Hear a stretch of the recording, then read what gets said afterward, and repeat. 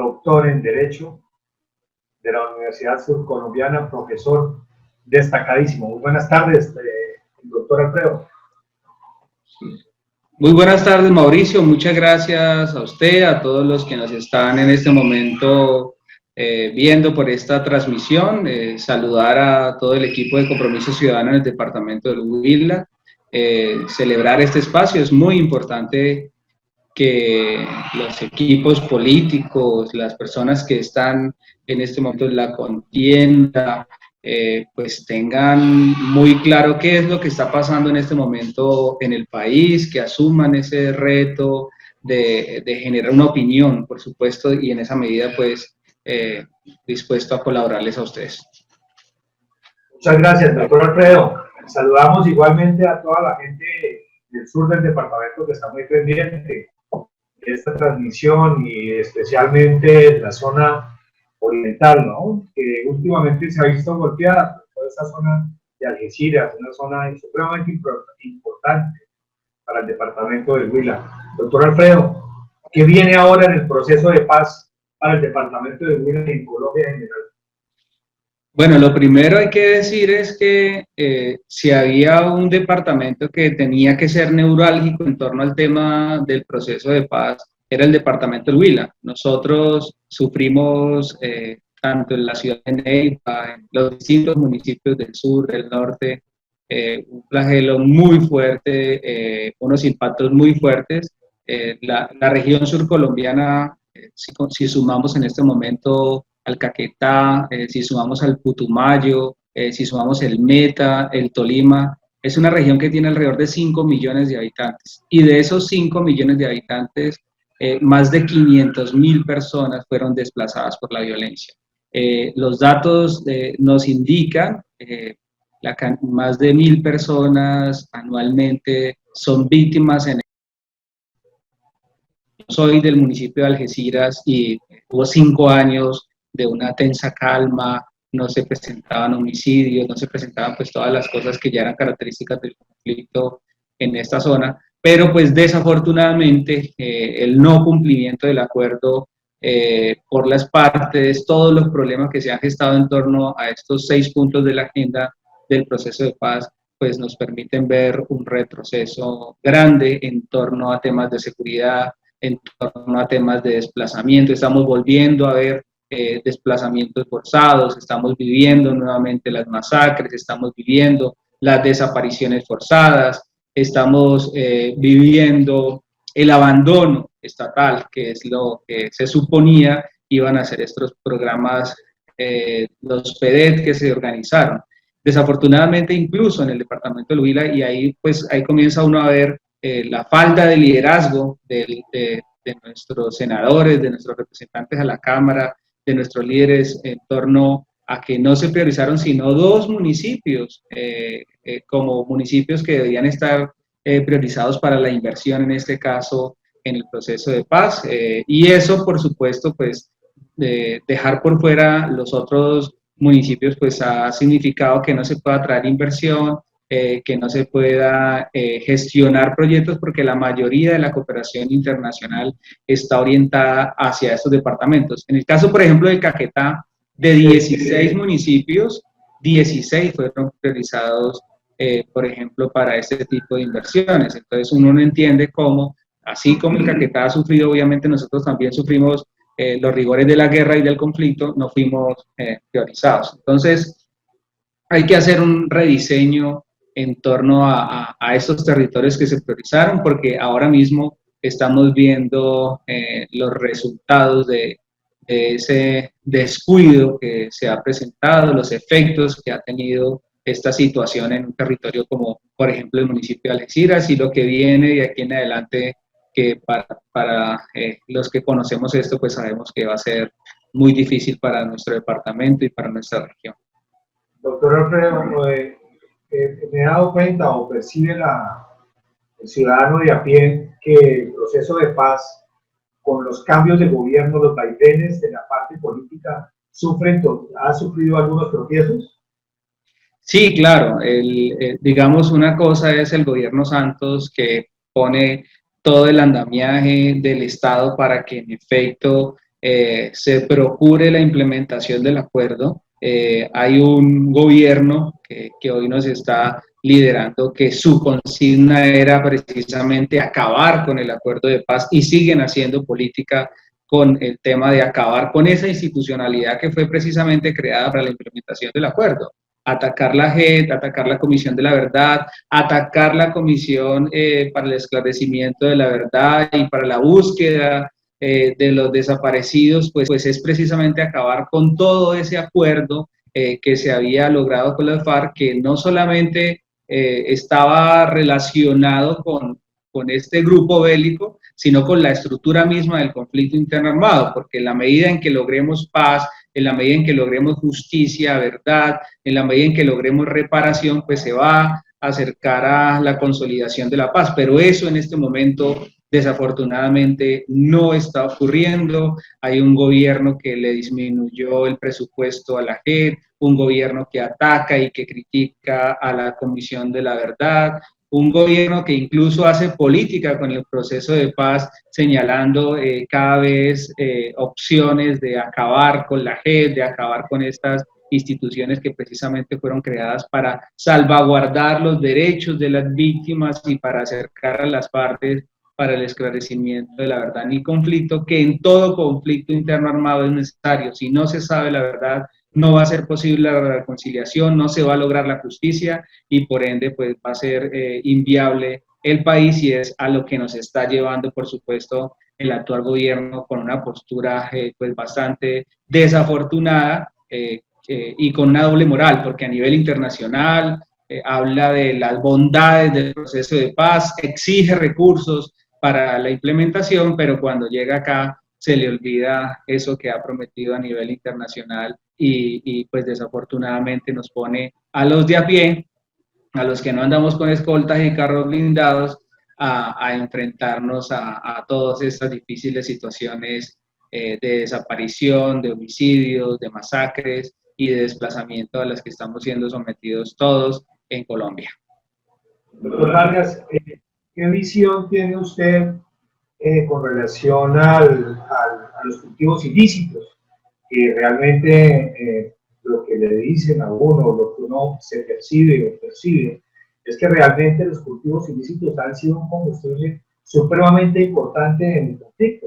¿Qué visión tienen ustedes con relación a...? Sí, definitivamente, Mauricio, el tema de la coca es el principal motor del conflicto interno armado, el que gesta toda la corrupción que hay en este país. Las campañas políticas no tan lejanas de nuestra región se alimentan del conflicto, se alimentan del narcotráfico, y lo que pasa es que hay una hipocresía realmente en el manejo de la política de drogas, porque hoy Estados Unidos, gran parte de los estados tiene legalizado el consumo de sustancias psicoactivas, la marihuana recreativa es la cosa más normal de allá. Incluso hay empresarios colombianos, un empresario que ya estaban presentando, un empresario en Washington, que está produciendo marihuana a través de cultivos hidropónicos en Washington, y es un gran empresario que está generando empleo y que está generando recursos. Pero aquí celebramos que esa marihuana la incautan y esa marihuana hace que lleven a las personas presas en lugar de hacer un proceso de legalización que pudiera en un determinado momento permitir que esos recursos que están hoy en las mafias, que están en los gobiernos que se financian de esas mafias, llegaran al erario público y permitieran resolver precisamente todas esas desigualdades sociales de falta de educación, de salud, de generación de vías, de infraestructura. Entonces, digamos que esa política que nosotros tenemos acá es bastante contradictoria. Pensamos, por ejemplo, y sobre todo que hay estudios serios que demuestran que la utilización del glifosato no tiene ninguna digamos, incidencia seria para la disminución de los cultivos, al punto de que incluso una vez se hace la respectiva aspersión, el 40% de los cultivadores vuelven y siembran, cosa que no ocurre, por ejemplo, con el tema de la sustitución manual de cultivos, con todos esos proyectos que generan opciones para los campesinos. Y a los campesinos se les llevan opciones, se les llevan oportunidades. Una de ellas podría en un determinado momento incluso ser también la legalización o llevar otro tipo de cultivos, pues muy seguramente se acaba ese motor del conflicto. Pero finalmente, como en la lógica de la oferta y la demanda, hay quienes quieren comprarla y en este caso el 80% de la cocaína de nuestro país se vende en los Estados Unidos, pues simplemente lo que hay que hacer es legalizar ese mercado y que los réditos económicos que hoy están en las mafias, que sirven para alimentar la muerte, para alimentar los ejércitos, pues que lleguen precisamente esos recursos al Estado y que se gestionen, digamos, esas reformas estructurales que deben hacerse en el campo, que deben hacerse en las ciudades con esos recursos tan importantes que pudiera generar este tipo de mercados. Perfecto, doctor Alfredo. Una pregunta importante ya que se toca la renovación, la verdadera distribución del campo. El primer punto del acuerdo habla sobre el nuevo campo colombiano. ¿Cómo va esa reforma rural integral que se pactó en los acuerdos? Sí, pues la reforma rural integral pasa por un tema que es muy importante y es la importancia del catastro multipropósito. Realmente se han presentado muchas limitaciones en torno a la implementación del catastro multipropósito porque nosotros somos de los países donde mayor concentración de tierra hay. Tenemos grandes tenemos 25.000, 50.000 hectáreas que además son improductivas y que pues lo que hacen es fomentar la cultura de la ganadería, que la ganadería extensiva, como todos sabemos, pues genera deforestación, es muy poco productiva y no permite que se explote la tierra como se debiera tener. Entonces, en ese ejercicio de la reforma rural integral, pues tiene que grabarse la tierra en la medida en que se grabe, en medida que exista un catastro que sea real, que permita acabar con esas excepciones que existen en relación con el pago de los impuestos, pues vamos a generar más equidad, vamos a hacer un ejercicio de redistribución de la tierra y vamos a permitir que nuestros campesinos, al ser propietarios de su tierra, pues puedan acceder a los beneficios crediticios, a los proyectos productivos que se gestionan desde el gobierno. Gran parte de las dificultades que hoy tienen nuestros campesinos es que la mayoría se encuentran en zonas que están reservadas, creo que específicamente el municipio de Algeciras, el 70-80% de la tierra hace parte de una zona de reserva. Entonces, como hace parte de una zona de reserva, las personas no son propietarias de la tierra y como no son propietarios de la tierra, los bancos no le prestan un solo peso. Entonces, a eso tiene que ver, digamos, la importancia de la reforma rural integral, de garantizar condiciones de educación, de garantizar condiciones de acceso a agua potable. Es increíble. En el campo hoy tenemos una cobertura del 40, del 30% de agua potable, o sea, el 70% de las personas que viven en el campo no tienen acceso a agua potable, ni mucho menos alcantarillado, y eso pues obviamente se deriva en enfermedades, se deriva en una cantidad de problemas relacionados con el desarrollo social, muy baja calidad educativa, tasas de analfabetismo entre el 11 y el 12% en algunas zonas, o sea, el 12 de cada 100 personas no saben leer y escribir en el campo. Entonces, todas estas situaciones hacen que definitivamente sea muy urgente una reforma rural integral que beneficie a nuestros campesinos, que cree condiciones para que aquellos que hoy están produciendo el alimento para el país, pues tengan una vivienda digna, que tengan servicios públicos, que tengan acceso a una educación de calidad, que tengan acceso a la justicia, porque desafortunadamente tampoco tienen esa posibilidad de dirimir los conflictos ante organismos formales y por eso pues los grupos armados ilegales terminan legitimando su accionar a partir de la solución que ellos ofrecen a temas tan sencillos como la solución de un conflicto de linderos o como la solución de un conflicto marital, etcétera, etcétera. Ya. Pasando al segundo punto del acuerdo, ¿cómo ve usted la participación en política que han tenido las personas que llegaron al Congreso? Del partido. Yo creo que hace precisamente estaba leyendo el informe de la ONU, de las cosas importantes que la gente de pronto no ha podido dimensionar y entender es que hoy tenemos a unos comandantes guerrilleros que están en el Congreso, que están haciendo política legal y que no le están haciendo política desde las armas. El hecho de que hoy los tengamos allá, que estén opinando, que estén generando digamos, una opinión desde las vías civilizadas, es un avance. Antes los teníamos amenazando, matando, secuestrando y haciendo otras cosas. Hoy están precisamente en otra orilla y eso es un avance importante. Pero además de eso, este proceso de paz pudo agilizar, por ejemplo, el estatuto de la oposición. Y hoy la oposición está organizada y la oposición puede participar, puede organizarse, tiene una estructura, tiene una reglamentación y eso también pues es un avance en la democracia de nuestro país. Totalmente, ¿no? Y otro punto importante dentro de los puntos pactados en el acuerdo son las víctimas. ¿Usted qué visión tiene? ¿Qué ha pasado con las víctimas del conflicto?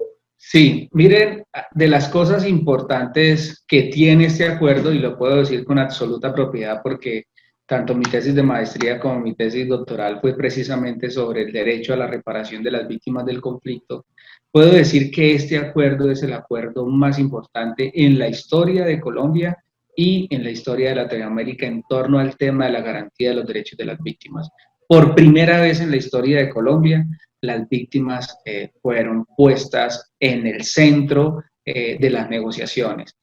El hecho de que el propio acuerdo en su redacción señale que las víctimas tienen derecho a la verdad, tienen derecho a la justicia, tienen derecho a la garantía de no repetición y que hayan creado una institucionalidad como la que es la Comisión para el Esclarecimiento de la Verdad, la Comisión para la Búsqueda de Desaparecidos y todo este sistema para la implementación del acuerdo, pues ha sido muy, muy importante y le puedo decir con toda certeza, porque revisé todos los acuerdos de paz que había tenido en la historia colombiana, nunca se había hecho una mención tan importante para precisamente crear las condiciones para lograr que las víctimas sean reparadas, para lograr que las víctimas pues se le garanticen sus derechos. Este es uno de los acuerdos que por eso ha sido resaltado y ha sido modelo a nivel internacional, en la medida en que sí tuvo en cuenta a las víctimas, sí tuvo en cuenta todos los tratados internacionales firmados por Colombia,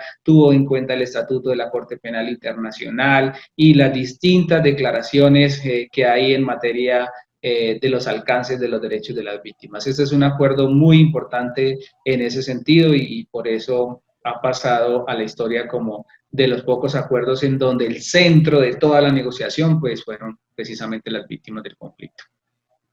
Importantísimo. Y su visión como educador, como profesor, ¿qué papel ha jugado la academia en la implementación, la firma y la implementación del acuerdo? Hay un grupo muy importante, una comisión de seguimiento que se viene trabajando desde la Universidad Nacional de Colombia. La Universidad Nacional ha estado bastante comprometida con la implementación del acuerdo, incluso se creó una sede que se llama la sede La Paz, y en esa sede que queda en la costa se llevaron programas sociales, se hacen investigaciones, se han hecho convocatorias, foros, debates, se han hecho bastantes publicaciones en torno a los distintos procesos de seguimiento, se ha asistido al Congreso a mostrar cómo ha sido el balance, se ha mostrado, por ejemplo, la experiencia comparada de otros países. Es una cosa tan elemental, por ejemplo, como la implementación de la Justicia Especial para la Paz, que es una justicia transicional y a veces no entendemos esto, y es cuando estamos hablando de justicia transicional, la justicia transicional es una justicia que tiene unas características distintas a la justicia ordinaria. En la justicia ordinaria se busca es sancionar al responsable. En la justicia transicional lo que se busca es lograr la paz. ¿Y usted cómo logra la paz? Pues nadie va a entregar las armas para irse para la cárcel. Eso es apenas obvio y es apenas lógico. Nadie va a entregar las armas para terminar, digamos, en una condición desmejorada. No, por el contrario, pues hay que darle algunas condiciones. ¿Para qué? Para que se esclarezca la verdad, por ejemplo. Miren ustedes, incluso hay una experiencia bien interesante que fue muy cercana porque fue un compañero de mi colegio. A él lo desaparecieron hace más de 20 años y yo hablaba con la abuelita y me decía, no, es que yo todos los días le hago la cena a mi nieto y yo miro la puerta y lo veo a él que se asoma en la ventana y me golpea la puerta. 25 años esa señora viendo esa imagen y ahora precisamente con el proceso de paz y con la Justicia Especial para la Paz, uno de los guerrilleros declaró que en efecto la FARC había sido la responsable de la muerte de Camilo, que era un compañero del colegio, que lo habían desaparecido y explicaron en dónde estaba ubicado el cuerpo. O sea, es una verdad horrorosa, es una verdad muy dolorosa, pero es el fin de un duelo de más de 25, 30 años que tenía la familia de estas personas en ese duelo tan terrible que es el flagelo del desaparecimiento. Eso es lo que permite la justicia transicional, que se llegue a la verdad, que se repare de manera simbólica, porque la reparación tiene también que ver con la posibilidad de saber qué pasó con mi familiar, que yo lo pueda encontrar, que pueda hacer el duelo, que pueda finalizar esta angustia que significa saber si la persona está viva, está muerta, dónde está, quién lo mató, por qué lo mató. Todas esas preguntas se han podido resolver en este caso y yo creo que eso ha sido bastante importante para la familia, para las víctimas y sobre todo para el país. Ya llegando al final de estos minutos de nuestro programa del día de hoy, quiero hacerle una pregunta que es de coyuntura. Se aproximan las elecciones presidenciales. Normalmente, o hemos visto en los últimos años, cómo ha tomado una posición una parte de los ciudadanos en pro y otra parte de los ciudadanos en contra de la paz. ¿Usted qué cree que va a pasar? ¿Van a salir elegidos los que están en contra de la paz o los que están a favor de la paz? Pues yo creo que el país, incluso ahora en este proceso de movilización que hubo recientemente, está entregando un mensaje. Yo creo que Colombia está preparándose para un cambio radical. La gente se ha dado cuenta, la gente está despertando que no apostarle a la paz es un error garrafal. Pues se ha descubierto además que este tema de no apostarle a la paz ha sido manipulado mediáticamente, hay testimonios, hay juicios de responsabilidad concreta de personas de la extrema derecha de este país totalmente organizadas para que ocurra esto y por eso tenemos que apostarle a la paz. Ok, doctor Alfredo, agradecemos mucho su presencia y su tiempo el día de hoy en este programa que queremos institucionalizar en las redes sociales a través de Compromiso Ciudadano del Departamento del Huila. Le agradecemos mucho su presencia y le deseamos muchos éxitos en su labor. Muchas gracias a ustedes y adelante. Gracias, profesor Alfredo. Y a los amigos que nos siguen, nos vemos dentro de 8 días nuevamente a las 6:30 de la tarde para tocar otro tema de actualidad para el Departamento del Huila. Muchas gracias. Chao.